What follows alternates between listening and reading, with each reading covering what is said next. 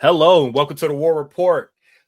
I'm joined by Quan, good friend Armon, great friend Jeff J.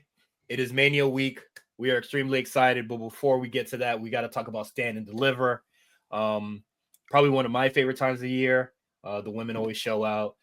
There's always a really big angle that always happens with the men at the end of the show. But we're here to do predictions. Any early thoughts just about the Stand and Deliver card just as a whole before we go? Hold on, Cyrus. I don't get to talk to these guys face to face very often. I talk to them in the Discord all the time. And I want to give them their praises real quick. Armon, shout out to Armon. He gets every interview that I always want to do. I respect that. I've seen the J Uso joint. I'm gonna check it out after we do this. Thank you, man. And Jeff, at my old gym, the MSG network is always on the TV all the time. So every time I would go on the treadmill or whatever, I would look up and I would see your face. I'm like, damn, man, look at Jeff on TV, bro. Every time I was on the treadmill. So I just want to, congratulate you guys on all your successes. Yeah, I'm happy that you guys are on the podcast with us. It's a long time coming, Jeff, because I know you've been wanting to get on for a minute. Yeah, Armon, man. We've done a couple together. So I'm just happy for you guys to be here. For sure. I mean, congrats to y'all too. Y'all got what is this? The 8,000th episode of War Report? Y'all literally are like countries at war. There's no end to the war. It's just continuously war. It's operations.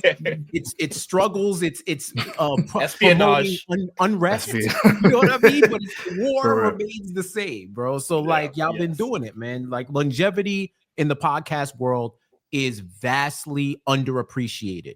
Like they said the average podcast lasts 3 episodes. So y'all have gone like 1,000,000% over that. Like y'all are infinite at this point. So salute to you. Yeah. I appreciate that, man. Yeah, appreciate it. I had the opportunity to record with Jeff J way back. I think like 2-3 years ago. I feel like Death Triangle just started and then Pac got out. Like that's how far back it goes. I was in a really shitty hotel room trying to record the whole thing. Yeah, that's like about 2-3 years ago at this point. So gotta be. So glad to have you back on the show. Armon, I believe we've done Rewriters Room, but I don't believe you've ddone War Report. Not with you. Typically, okay, yeah. Quan hits me when you're not available. Yeah. So I'm so sorry that you had to watch the other show. Man, but Armon, you saying you the cheating barber? You the barber he cheat with? Hey, sometimes him and Chris Mack. I just make appointments. I just make the appointments. Shout out to Chris. Get this money. That's it. Just here to get this money. All right. So just over thoughts about NXT, Stand and Deliver, or NXT thoughts in general, because you guys are on the show weekly. So I feel like we have these conversations quite often in the Discord. One, the road to Stand and Deliver has been very convoluted in many ways. It feels like sometimes watching the show, there's very obvious directions they can go. And this show feels like they have a lot of talent that they want to get on the show in a variety of ways, which, I mean, it's ultimately cool. You get to see more people you like, but the ways that they got to it is, strange, slightly head scratching, but a lot of matches I'm excited for, a lot of people I like. Obviously the women's division is just incredible. The men's division, which is also very controversial in our Discord. The top guys are the top guys, and they're great. I'm definitely looking forward to seeing who's going to step up, when the Ethan Pages, the Obafemis, the Trick Williamses, Tony D step away. Because Tony's been down there for a minute. Like, it's been time for him to get called up. So I'm definitely interested in what the future is going to be. But they're cycling in so many people with Evolve and WWE ID and LFG. So, it's not like they don't have the talent there. I'm just curious, who's going to be those people? I agree. Jeff J. Yeah, what's funny? Ever since they've moved to the CW, NXT is like the embodiment of a CW TV show. Some episodes are filler, some episodes are awesome, but if you enjoy the show, it's pretty much an easy watch. Lock in Tuesday, whether I catch it live or I catch it on the replay, I just feel like there isn't a lot they have their episodes where you're just like, yo, what was Sean cooking? Right? What was Sean in the kitchen cooking? This week must have been a Uber Eats episode because I don't know what the hell is going on. But for the most part, it's been an easy watch. I received the Stand and Deliver build critiques. I definitely think it's there. I have my critiques of parts of the division, but overall, I think the women, for the most part, carry that show. I don't even think it's for the most part. I think it's a big part. They carry the show. I think it's a phenomenal showcase of the future of women's talent in WWE.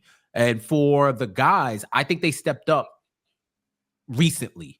I think for a while it was touch and go, but you see folks that are coming into their own. You got the old guard, 2.0 and above guard with like the Tony D's and the Wesleys and all of them. And then you got the newer guys and then even the future. Like Obafemi is kind of a vet. He's like a second, third year vet on an NBA team type situation with the way he's been around, because he has been around for a second. Like if I can remember your security days, I know that you've been around for a minute. So it's cool to see them finding their way and figuring it out, because that is what this brand is about. It's about development and it's about entertainment. So they're serving two masters at the same time, right? They're developing the talent while showcasing established talent and some other younger talent that's more seasoned and mature. So you get the best of both worlds. Like you'll get a Stephanie Vaquer and a Julia, and then you get Javon Evans facing Ethan Page. So you get the best of both worlds where you see the future and the present at the same time. So I'm excited for Stand and Deliver. I think they have a few cool matches that I'm interested in, and I continue to be impressed with what I see coming out of the third division. All right. Well said. All right. So let's get into the first match. Is the pre-show match. We got Metaphor, Last Legend, and Jakara Jackson, Fatal Influence, Fallon Henley and JC Jane versus Tatum Paxley and Gigi Dolan versus Roxanne Perez and Cora Jade. This is to determine a number one contender for the tag team championships, the women's tag team championships. So last time we looked over the card with me and Quan last week, this match wasn't a thing, but to please everybody and get them on the card, Ava said, all right, I hear you. y'all could be on the show. However y'all feel about pre-show, they're still on the show, guys. This is a pre-show? This is a pre-show match? Yeah. This is the pre-show match. They got Roxanne on the pre-show? Roxanne, Lash. They bugging out. Hey, on the episode, she said, you better find somebody. You better find somebody. You might not even be on the show. Hey, them girls are gonna be wrestling at 9:45 a.m. Pacific. That's crazy. Y'all got women. Y'all got 8 women to go at 9:45 a.m. God bless. Salute to them in advance, because boy, what is that? I saw people. That's a job. That's like working on the weekend. That's legit. Like working on. Yo, I gotta go in. Yo, I gotta clock in real quick. Tag. They said I gotta be there. I gotta be in my seat by 9:45. Like I can't ease it in. No, God bless. I don't even want to know what Vegas morning traffic is gonna look like that week just to get to that venue. They ain't driving. They better not drive. I better see them on the movable shuttle? sidewalk and be like, yeah. Like, a second. I gotta get to the arena. But yeah, so this is everybody that's gonna be in it. Roxanne couldn't find a partner, and then Cora Jade just comes up to her on the show and is just like, all right, we squashing the beef. Personally, I had no problems with it because it wasn't really like an intense breakup again. It was just like, oh, you don't think I could be NXT Women's Champion, and I think that's kind of great. Like, it's just sisters fighting. That's all that was. That was a little sibling fight. Yeah. So, truly, it worked out for Cora because she didn't have nothing to do on Stand Deliver either. So I was like, sure, we might as well just piece it up. I mean, if you ever been to college or even high school, this is par for the course. Y'all argue, y'all wasn't messing with each other, then you'll be like, all right, yo, let's get together. We already know the vibe. Let's just make this happen. I forgive you. It's like, yo, I didn't even do it. All right, I forgive you. It's all right. Let's go. It's hard to make new friends. Right.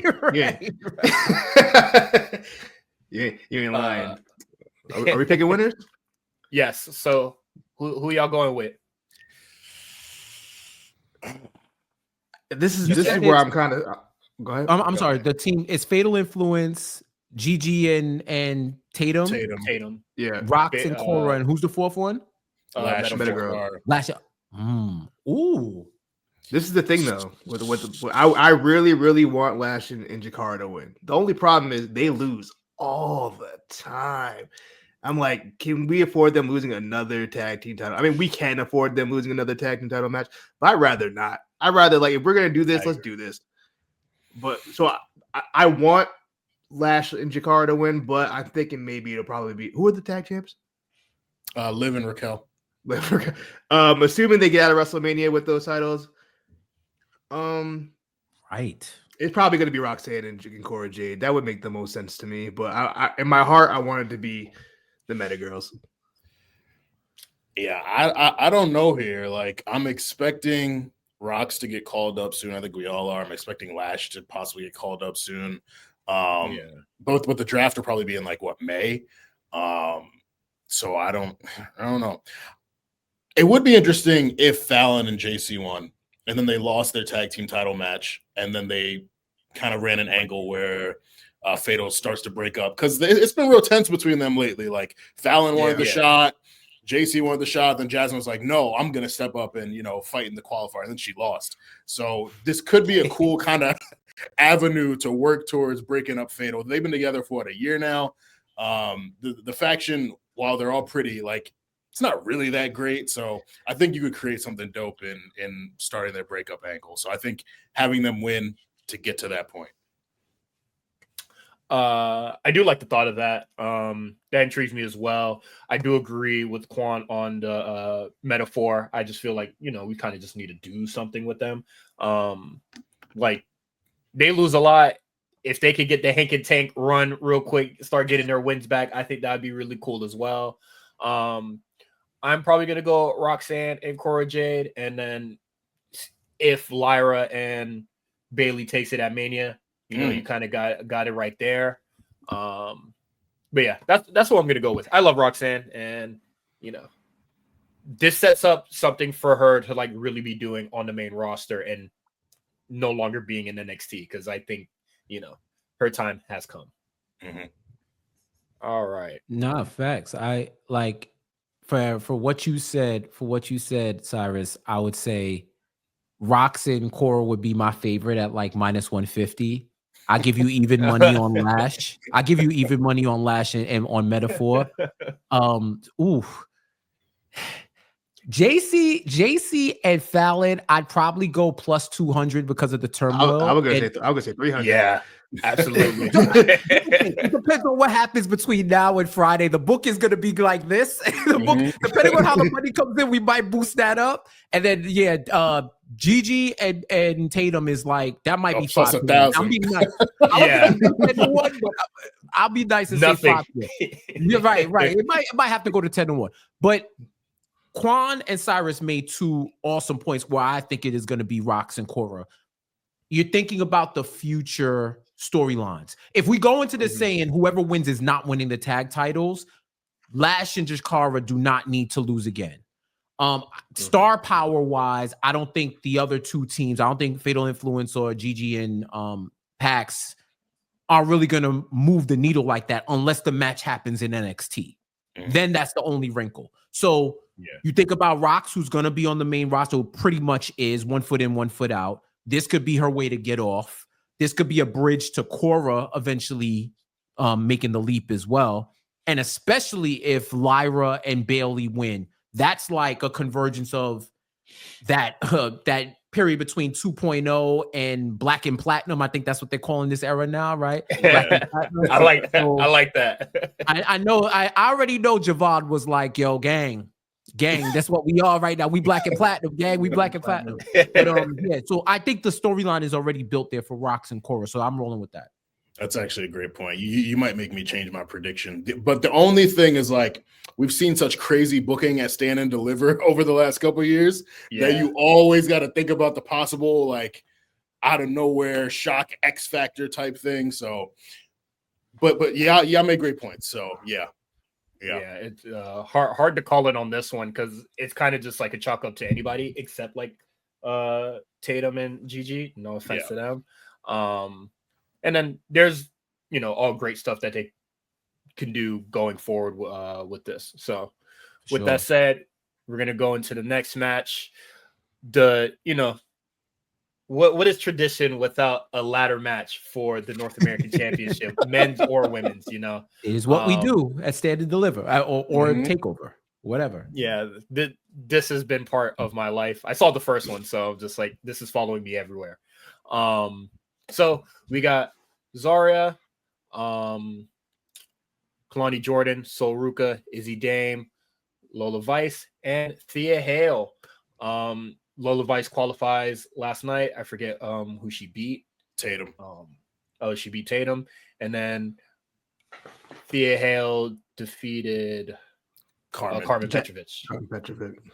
Yeah. So who are we going with here? Because I think we need to make things right and put it on Sol Ruka like it always should have been at the start. Sol Ruka 2 belts? Double champ? That's what I'm here for. Sol is definitely the favorite in my mind. There's a world where I could see Lola win too. But I think I'm going to go with the safe pick here and go with Sol as well. Yeah, I don't think it's going to be Zarya. I don't think it's going to be Lola. Lola needs to go up low-key. They need a new MMA chick. They need to talk about making things right. They need a new MMA a new fighter up there. Kalani, I don't think she's gonna get that second run. If anything, she needs to boost up into the main scene. So she needs to social promotion or you get the grades. Either way, you need to go up. Yeah. Thea Hale is my dark horse because the way she came back, the energy, I can see Sean saying, brother, we might have to swerve him, brother, and get that Hale pop. Because like she came back, I was like, oh, is this Triple H in 2002 and whatnot? She had a G jacket. It would have been crazy. But I do think Sol is the fave. I think it would be ill if she had the speed in the women's North American title. That would be kind of crazy. That's like indie type stuff, but it would be fascinating that she would be defending the speed belt and the North American title. Think that would be cool. So yeah, if I had two, I'd say Sol fave, Thea my dark horse. Just off the reaction and how she got Carmen out of there kind of quick. Oh yeah, she whooped ass. Yeah, I was like, oh okay, we building a monster right now, a tiny monster. What were we doing? So that's what I'm with it. But yeah, I just think like when they decided to crown the first one, I felt like Sol Ruka was like your perfect pick. Like I like Kalani Jordan a lot, but I would say I do like Sol Ruka a bit more. And I think this is the time to like get it right, especially if they're like Zarya and Sol Ruka are just not going to be in the tag team, scene or like in that picture anymore. Like just have them be friends, and then I might have lost, but you won, and I still support you. That's cool with me. And then, we just go from there. I think Sol Ruka would be the great pick. We just get it right this time. Any other thoughts before we move on? Quan, what's crazy? Did you give a prediction, Quan? No, I didn't. You know what? But I'm gonna go with you guys and I'm going with. I want it to be Sol Ruka. I think it'll be Sol Ruka. My number 2 will probably be at Thea Hale if they want to go that route. Because she is a grown ass woman. I don't know if you guys heard. Yeah, she is. She's a grown ass woman. Mm-hmm. Wait, also a grown ass woman at 21. Yeah, 21. That's grown. You can go to the bar. You can go to the bar. Hold on. Hey, them parents be kicking them out at 18, 21. 21. Shit. You know what I mean? Also, we should note there's 18 women on this card. That's got to be like a record. Doesn't count. Doesn't count? Oh, it don't count. Pre-show don't count. Pre-show don't count. NXT don't count. It never counts. Yo, if they got twist, it counts negative twice against them. You know what I mean? But just how impressive that is. And it was organic. It doesn't feel, I mean, it does feel forced in a way, like getting everybody on the card, but not because like they're women, if that makes sense. You know what I mean? No, Like that this was- feels organic. This has been the ethos of what NXT has been about for the last year and a half, and is producing such great talents. They couldn't afford to have any of those people not on the card, and it's just a testament to what these women are doing. And yeah, it's just really cool. I hope people are really appreciating what's going on right now, because we didn't have this shit 3 years ago, 2 or 3 years ago, 5 years ago. We didn't have this. So to have all these women on the card and they're all over in their own ways is really impressive. Big facts. We're here. Progress, y'all. And speaking of women, we have our fatal four-way for the NXT Women's Championship. Stephanie Vacker, Julia, Jordan Grace, and Jada Parker. Man. Put this one in the parlay because we going chalk. We going chalk on this one, Bubba. It's Stephanie Vacker. You know what I mean? It's Steph or bust. If anyone else wins this, I don't know what happened, what Steph did. She gonna have to come in front of the tribunal or something and have a conversation. Like, what happened? That's how I'll be looking at her. Like, what did you do? You know what I'm saying? If she loses this title, that's either she hurt and we don't know. But even then, I feel like they would just have her drop it. Like, if you drop the North American, drop everything and just be like, yo, I'm giving this one up because I don't want to hoard. I'm giving this one up because I'm hurt. See you guys in 90 days, right? But yeah, I don't think there's any reason to take it off of her. I don't know if it was any reason to make this a fatal four-way, low-key, but I hope they all go off. I would have liked to just see Steph Julia rematch again, but I know how it is with wins and having her lose twice and Julia, what's going to happen, blah, blah, blah, blah. I get the psychology of it all, but I do like the competitors in it. I think Jordan's the one who I think is going to show out because she always wants to show out, which is what I appreciate about her. I think somebody said that she's like the most self-aware wrestler. I think she said that about herself. That's like her superpower, her self-awareness. Yeah. I get it. She knows exactly who she is. And when there's a time to step up, she goes after it. So I'm with it, man. I think it's gonna be a dope match, even though I don't think it needs to be a fatal four-way. I think Jada, Julia, Steph are gonna show out, but I don't see a world where Steph drops this just for the sake of storyline. It's gotta be something outside of it. Yeah. I would be shocked, absolutely shocked, if anyone else besides Steph won this match. I think you get a lot out of bringing Julia back as a heel, her showcasing herself as a heel within this match, but also being a heel who has to chase in a way, and redeem herself from the loss that she suffered at NXT at Madison Square Garden. Jordan is awesome. I love Jordan. Jada Parker is incredible. It's dope to see her in this position. I'm glad that, like, after the Roxanne match, they kept her doing important stuff. The feud with Lola, feuding with Jordan, like although it's a little much, this match, like, it makes sense, kind of converging all these points, because Jordan was constantly in Julia's face and in Stephanie's face saying like she was coming for them, and then she got Jada, trying to pull up on her. So I think the match is going to be great, but I do think that the money is in Stephanie having that shot at the end of the match, retain the title, and then from there you go to solo, a singles match, Stephanie Jordan. You go to Stephanie Julia. They'll probably have like a 3-match series, and Jada, maybe she sticks around too. I agree. Quan? Yeah, I'm rocking with Stephanie. I can't see it a situation where she loses it this fast. I want to see how Jada stacks up with the big girls.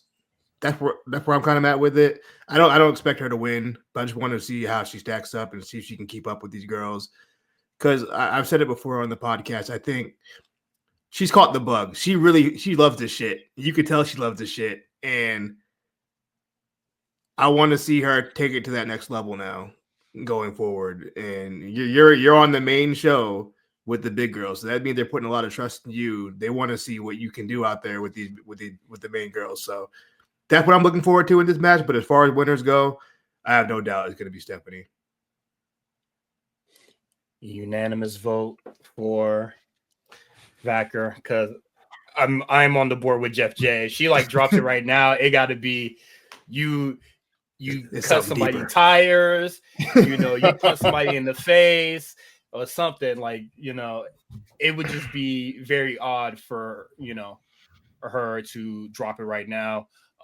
Even with, reports, allegeds and stuff like that, just saying like she's way more popular than, they anticipated. And for her to just drop it out of nowhere, that would be I don't know, man. You be saying too much in these interviews or something.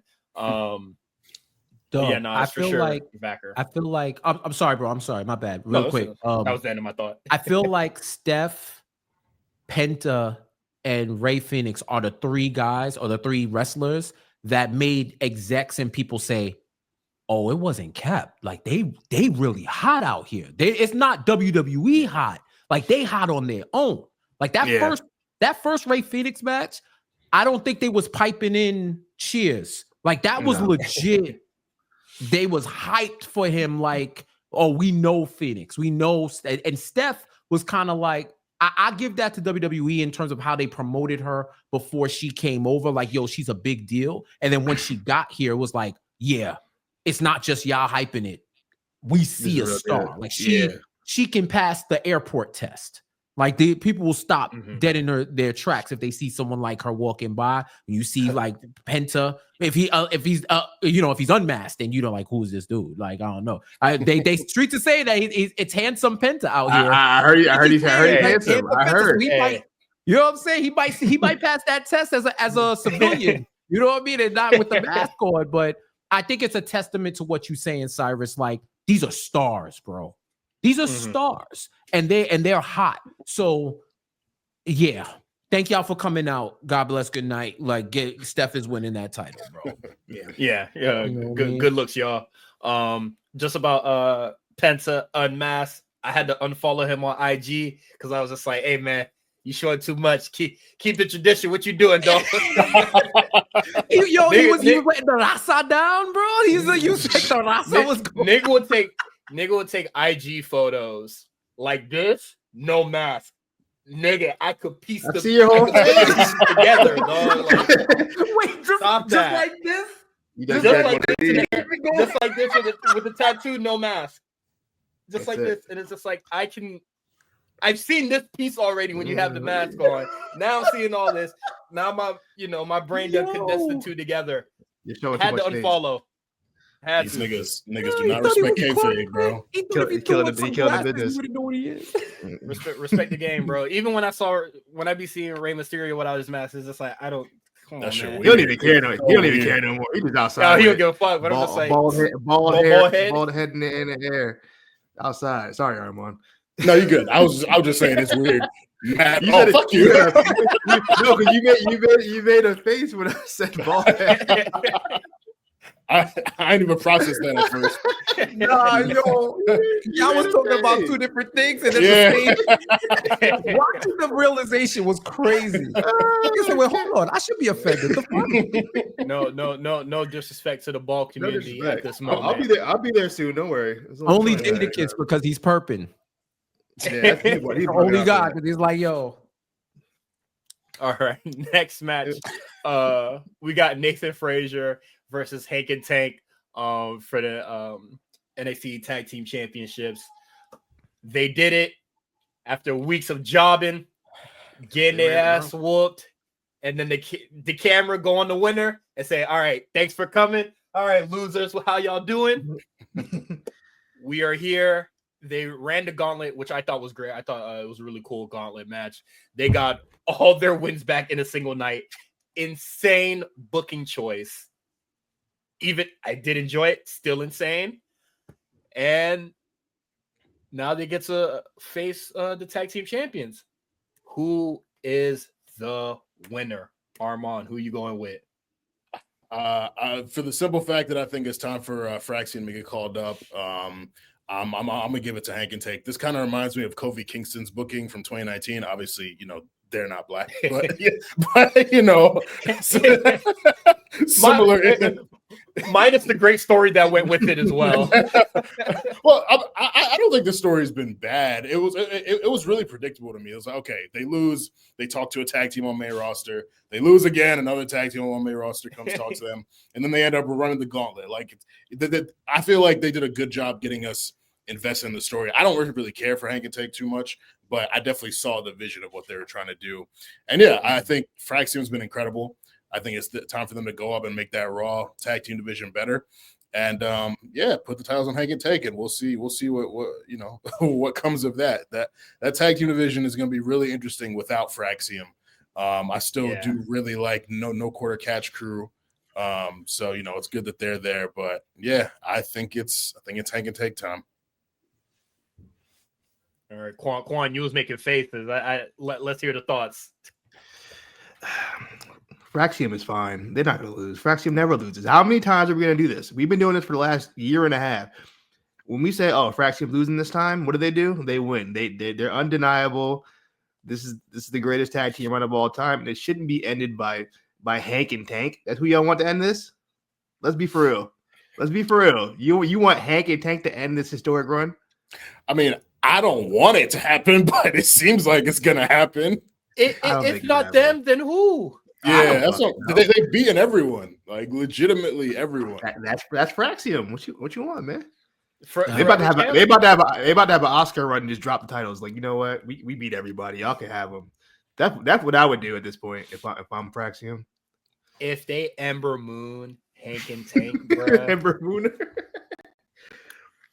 I could not respect them ever. Yeah, nah. The stand card is revoked, big time. Nah, don't do it. But like, it has to be somebody.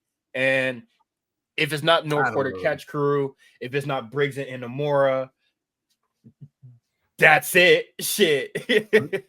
Or do we wait till Dark State takes it? I was just gonna say maybe Dark State could be the one to take it off. It's in some time. It don't have to be right now, but I think that could be a possibility. But then how long do we keep them in NXT? Because Dark State's going to need them until the summer at least to be legitimate as a tag team. And by that point, they're going to be in a mob war. They're currently in a mob war right now, right? So it's like they got to piece it together after the war. You know, they build up the business again. You know what I'm saying? Like it's going to take a while. Because with those Tony D feuds, you don't just hop right back into something else. You might have to get out the trunk. You may have to do something. You might have to, it might be a blood. Your life is on the line. Right. Like real talk. It's really like a saga with them guys. So I don't know. I see what they're doing with Hank and Tank. I appreciate them for what they are. Like they're not like my cup of tea where I'm like, yo, I feel Hank and Tank, but I respect it. I see it. They're like classic 80s babyface tag team. Like that's the type of booking that they're getting right now, my opinion. They're almost like the Bushwhackers. They're like trucker versions of the Bushwhackers. They got the honk. They got but they're power moves instead of just like finesse or just brute moves and whatnot, where it's just like we beat you up. They actually got a lot of power wrestling to them. And the fact that they built themselves up as underdogs, I feel like Fraxium would lose the title in a way we wouldn't expect. Just like how you said, Fraxium is fine. This is the best run. How is it going to end to Hank and Tank? You know, the Denver Nuggets once beat the Seattle Supersonics 3-2 in the first round of playoffs. And the one person the one degenerate that had money on them is probably a billionaire right now because he was the only motherfucker who had money on them. You know what I'm saying? We've seen teams come down from like deficits, 3-1 leads blown. We've seen it where we didn't think it was going to happen. And the story was even better when it did. So I guess that's what they might be going with Hank and Tank. It's just the fact that we're all sitting here like, Hank and Tank though? All right, well, whatever you have planned post this, it got to be fire. It can't just be a shock win and then they drop it to No Quarter Catch Crew. No Quarter Catch Crew like a week later. You know what I'm saying? Like it can't be like that. But that yeah, like I'm pretty sure that's what happened last year. Stand Deliver, Braun and Baron retained, and then they lost it like a week later, or maybe a couple weeks later after Braun got drafted. So Sean might do that. Yeah, once you see that draft coming, it's like, yeah, bruh, hop Yeah. off that title. Figure it out. Maxim is out of here. I am going Hank and Tank. I do think it is time for Fraxium to move on. And honestly, you kind of don't really do this whole story for at least a month. Like, you know, they kind of like did this relatively pretty fast to get them on the show and to have, you know, Fraxium do something. Give it to them.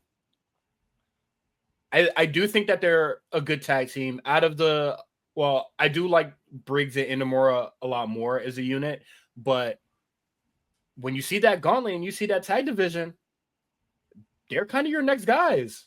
And I know we say, you know, what happens next or what does a tag division look like post Fraxium? We got to get there first to even like, you know, really see what that looks like. And it's going to happen eventually. Mm-hmm. And then draft is right around the corner. You know, I hate to do the call them up, you know, just hit the C word, the C button, but they got to do something. And you had Hank and Tank run through the whole tag division in one night. Let's not pretend Supermen. Let's not pretend like this is some like the tag division currently ain't full of a bunch of geeks. Let's be real. But they lost to all those geeks. Now, no quarter should have been. If it wasn't going to be them, it would have been no quarter. I think. I would have loved for it to be no quarter catch crew. Those are my guys. But you know, they lost that match, and they said we're gonna move right on to continue our Alexis King story. Yeah, that's a fact. Quan, you know what? I'm thinking about it now. The only other team, if it ain't gonna be Hank and Tank, and I'm gonna keep it 1,000, you got to bring the Hardys. You got to bring the Hardys and take it off. Like if you trying to make something shake and let them, do they still got the TNA tag titles? They still do, right? I wouldn't know. I don't watch TNA. Right, Quan, that's one federation Quan don't watch, right? Out of every million, right? But I'm just saying, like, if you wanted like a shock win, I would say them, right? Or you call somebody from the roster to come down. If they are that unbeatable, you need a classic team to beat them. If it ain't gonna be Hank and Tank. Or you could bring up those youngins. Swipe right. Swipe right is on the way. Them boys good. Them boys good. He's kind of forgot about that. I forgot about them. Swipe right. Them boys good. 2.0 throwback team. Mm-hmm. Hey, I'm not mad at that. Hey man, I am cool with most of the tag teams taking it off Fraxium, but this is Stand and Deliver, one of their biggest shows of the year. We gotta make something shake, you know. And honestly, I didn't even really feel that like Fraxium has much of a story even going into this year, or what's been going on these past few months. You know, they're still doing the Fraxium is fine thing, which is cool. But now we're going back to, oh man, you was on a main roster show without me, and then they go do the same. And it's like, well, you didn't. And like, you know, the silly banter they've been doing for a year now. I'm not saying it's like tired, but we're treading, you know, same territory here. So I just think let's go, man. You had these niggas beat your whole tag division in one night. Just go ahead and do it, bro. Because why not? They're Supermen right now. They got all the momentum. Fraxio, what is it? Frazier got a loss to Phoenix. And his partner got cooked by Gunther. So yeah, like a swipe right, Dove. Whatever. Yeah, them niggas nice, but you know, y'all picking on the Evolve niggas, man. That ain't fly to me. Hank and Tank, man. Hong Kong. We up. Next, we get Ricky Saints versus Ethan Page for the North American Championship. Ethan Page wins a match that we all knew he was going to win. Didn't really think there needed to be a fatal four-way. That was so unnecessary. They said, we need y'all boys to do something. Lose Ethan Page for me. So, we're getting the match. Thoughts? I have no real strong thoughts on this. Ricky just won the title. I don't see a situation where he loses it this fast to Ethan Page. Mhm. If anything, this is just going to be a showcase. This is going to be like Ricky's first real match in NXT. I believe they're pretty familiar with each other as far as in-ring goes. So I've noticed WWE likes to do that now. When a new guy comes in, they try to find the person they're more familiar with. I heard they're doing that with Ray Phoenix, kind of putting him with guys he's wrestled before, like Umberto and whoever else in Legato or whatever like that. So yeah, I feel like this is a situation where they really want to showcase Ricky Saints. I can see this match going pretty long as well too.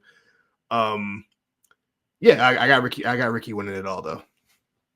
Yeah, that's an easy call.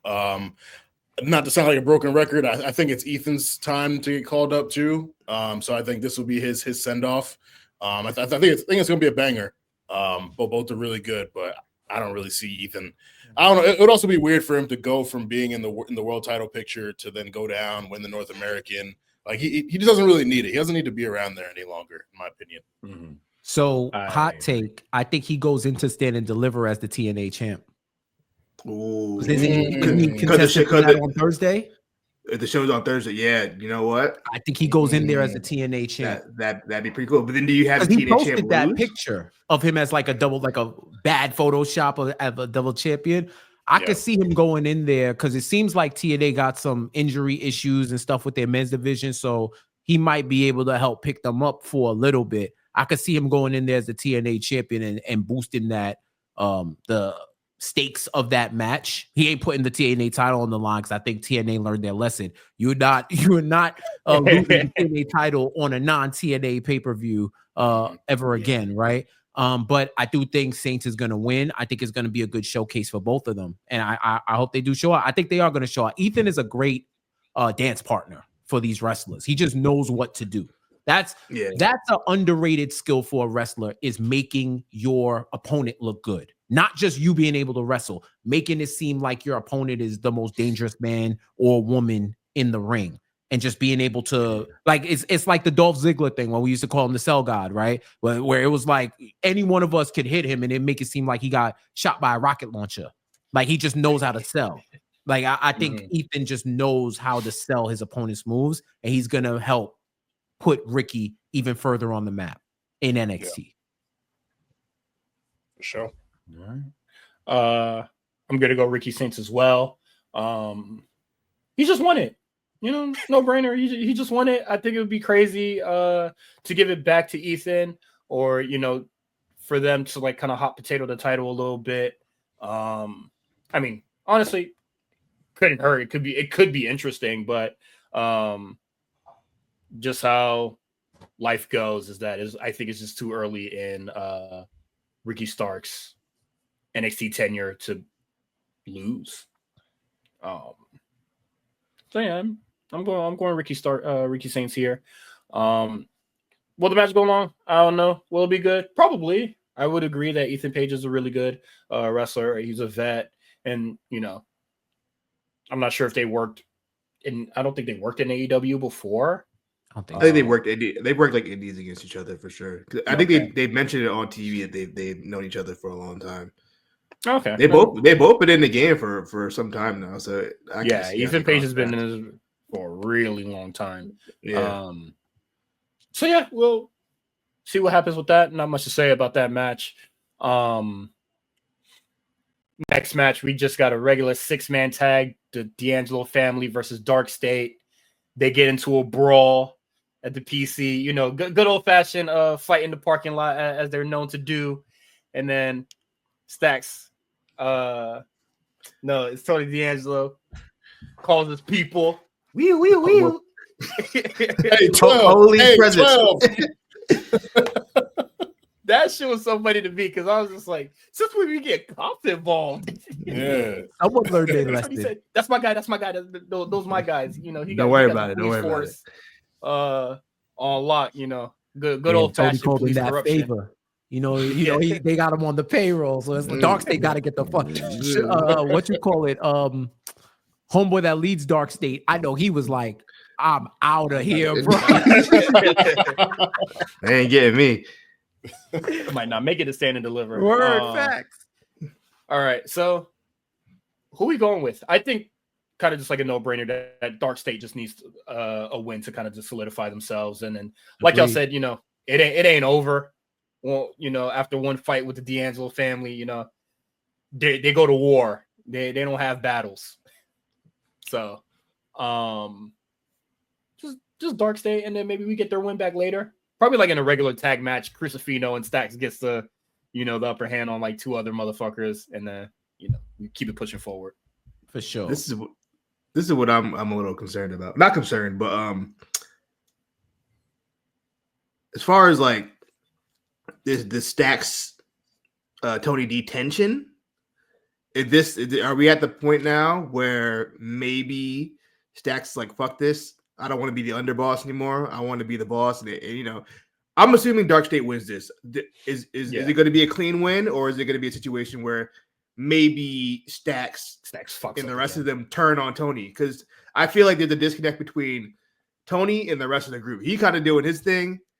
He wants to. It's very Stringer Bell, Avon, Barksdale kind of coded. You know what I mean? Like Tony D kind of wants to play it more straight, and he wants to think this through.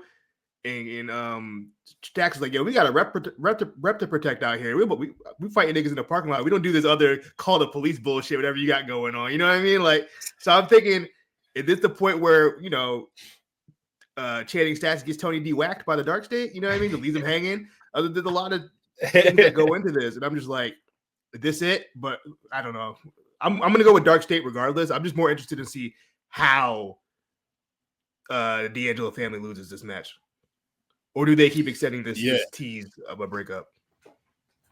Yeah, there's lots of tension right now. It's interesting. Like I can see, because right now it feels like Stacks is almost the odd man out, but then like when it came to that parking lot brawl, like the family rolled with him. Yeah, with him. So it's like if Tony comes in like too strong with them, like is Riz and Crucifino gonna be like, whoa, bro, like chill out, like Stacks is just trying to fight for our honor. Are they going to be blindly loyal to Tony? Like, there's a couple of different interesting directions they can go, but I do definitely see them breaking up. I think it's too soon for Dark State to lose. So yeah, that's really it for me. It's like, what storyline thing is going to happen here to advance that story? Yeah. Is Stacks going to make a crucial mistake during the match? Is Tony going to make a crucial mistake during the match? I do agree as well. It might be another instance of like Stacks just trying to help. And then it gets them and it's just like, motherfucker, you don't listen. And then, you got to discipline it. You got to discipline the nigga. You feel me? I see that. And then, I'm with y'all. Dark Stated all the way, just for the more hashtag tension within the family. Yeah, and then mentioning the part, the rest of the family just being like, "Hey man, Stacks said so. Let's go get it." That nigga not the boss. Underboss. Words mean things, y'all. Words mean things. Crucifino rolling out there, no problem. Worst lawyer ever. You even think of the legal ramifications that could happen of starting a brawl in the parking lot. You feel me? The red light started going off, froze up. My nigga, what? You supposed to be preventing me, in these situations. Yeah. Insanity. And then also, like, Stacks wanted to do, the fighting in the in the parking lot, which is fine. Tony, them niggas was not winning. So you could get mad at Tony D calling the cops to get your ass out of that jam, but nigga was slumped out on top of the car hood, hitting the Tom and Jerry scream. Should have never been in that situation. You feel me? But yeah, it's kind of just two schools of thoughts that are going at it right now, and then we'll see what comes from that. Like, yeah, it's a no-brainer, but something fun got to come out of this because it can't just be Dark State 1, LOL. Yeah, you know what I mean? Tony D is gonna react. It's gonna be the Tony D mob boss crash out. Stacks, how many times I gotta tell you? You follow the plan. Now look. Yeah. Look at where we at. It's because of you. It got to be that. they gonna pull up to that restaurant and his seat gonna be taken by Dark State. That's gonna send him over the edge. Man. What's my man's name? What's my man? The leader of Dark State, Shane Sugars. Saquon Sugars. Saquon Sugars. Oh man, he gonna be sitting in Tony's seat. Hey, what up, bro? That linguine is amazing. Tony's gonna be like, why you let these people? Why you let these people? Yeah, that sounds real cool. We're taking it there. Yo, it's gonna be a skit from Martin, bro. Like, I'm gonna be in tears. I just hope they just go straight improv. Yeah, and then also I just wanted to mention before we move on to the main event, Dark State Evil, because they beat up their uncle for no reason. He's not an active competitor, bro. Why they beat on their uncle, bro? That was kind of unnecessary. He was there. Oh, who the fuck is that guy? No, like he's from Impractical Jokers, bro.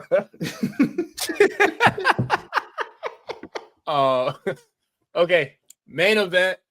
We got Obafemi, Trick Williams, Javon Evans, and the triple threat for the NXT Championship. Who wants to go first? Who wants to call it? Who? You. You let us know. Okay. Hey, when Trick said you think that Black Panther chat is doing something, I broke, bro. I ain't gonna lie. I lied. Because Trick's accent had me crying, bro. You know he wanted to get that off for a week. He's acting back right now. Dog, as much as I would love to see Javon Evans win this title, he got a lot of work. Just a lot of non-wrestling work. Because I think it's going to be Oba. I'll say that. I don't know what's happening with Trick. Maybe Trick and Javon are going to feud over the summer. But Oba seems like the most completed wrestler out of the three. With like wrestling and character and mic work, like those 5 tools, the in-ring, the mic skills, the selling, the charisma, you know, all of that, like the power, like he has all 5 of those, and the connection with the crowd, all of that. He has all of those tools. And he's starting to come into his own as a world champion. So I think he's just the most complete character. I think they keep going with him. I don't know who could legitimately take it off of him right now. That is currently in NXT. Like legitimately, like somebody's gonna have to get ramped up. It's either that, or I could see if Ricky Saints didn't go in and get the North American, I could see them building him up because he already got the star power. And he's a fully fleshed character. But yeah. Javon, to me, it's like one of those situations where you're playing yourself as a character. You're not playing a character. That is authentically him. I believe that. But he has to act. You know what I mean? Like there's parts where, and I think he's going to learn it because he has natural charisma, like natural. Like that's like pops out on the screen. It's like, oh, if he got into acting class, he might say, fuck this wrestling shit and go get that movie bread. Like I'm dead serious. Like he could go on All American or one of them shows right now and just be Javon Evans. And you think, oh, that's a new character. When is he going to come back? It's like, no, he's just being himself. You know what I mean? I think once he gets the actual character work of acting and playing a role while knowing when to like intersperse his own personality, I think he'll be good. And I just think he just needs more reps. There's no reason to hot shot him right now. And with Trick, I don't know. I feel like he just needs something. He needs something to energize what it is. If they're going to turn him heel, turn him. Just turn him all the way and let him go back to that as a lead dog heel, not just as somebody's sidekick. Let him be a lead dog heel. But I think the match is going to be good. I do think it's going to be good. I know Trick is going to be out there trying to prove people wrong. I know Javon is going to be out there shining and Oba's going to do what he do. I think the match is going to be solid. I have Oba winning. I'm actually interested to see what these 3 brothers do.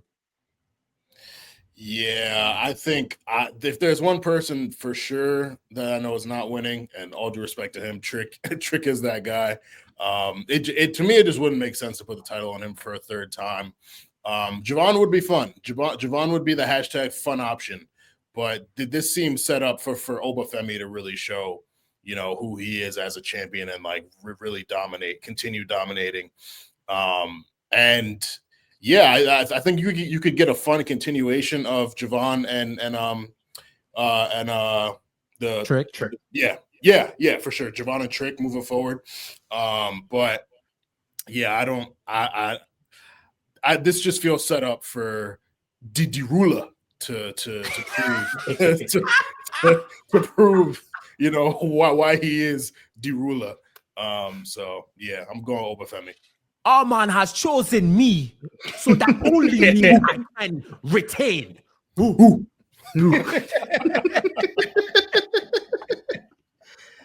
Oh shit, Quan. Yo, wasn't it Val that blew him up and said, "Yo, when you start speaking the accent?" He's like, "What you mean? I always had this." And he said, "But you got it on your IG." Was that Mills? That was you and Mills, right, Cyrus? When y'all interviewed Oba and Mills pulled the card about his IG, and he was like, "I don't know what you are talking about."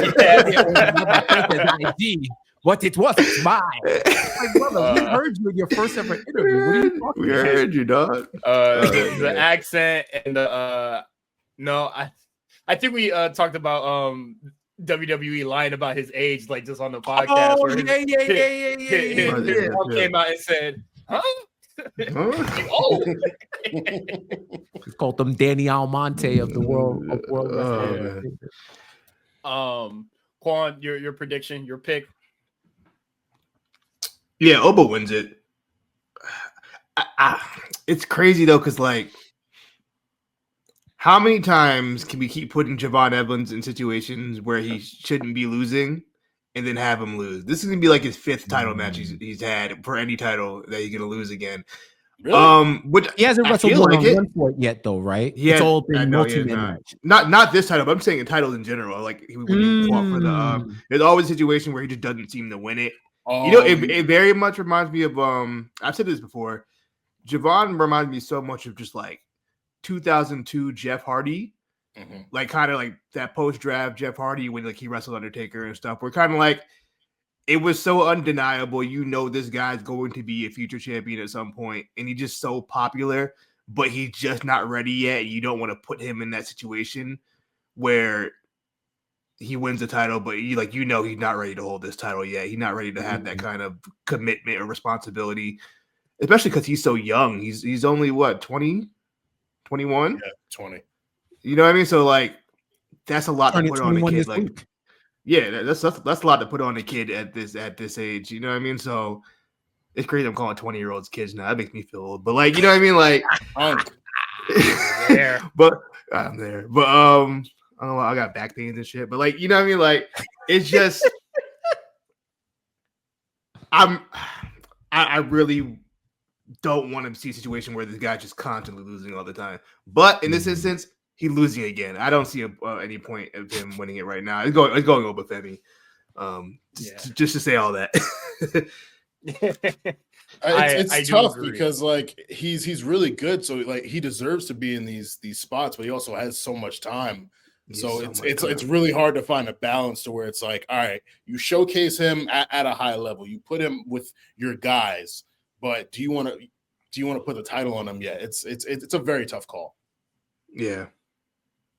I feel like when they do, they're gonna go all out with him. He might be the next double champ.